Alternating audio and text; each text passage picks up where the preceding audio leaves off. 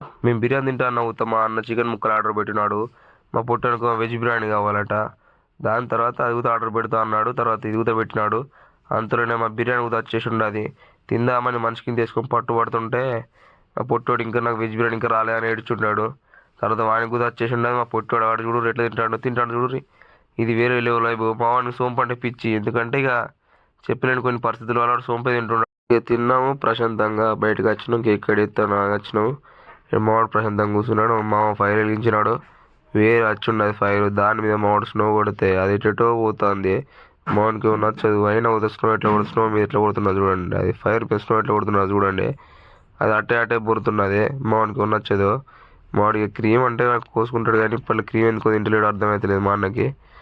ఇక ఏం చెప్తాం మింగుతా క్రీమ్ తినటంలో మింగుతా బంద్ చేసిన మా అన్న చెప్పుకున్నాడని.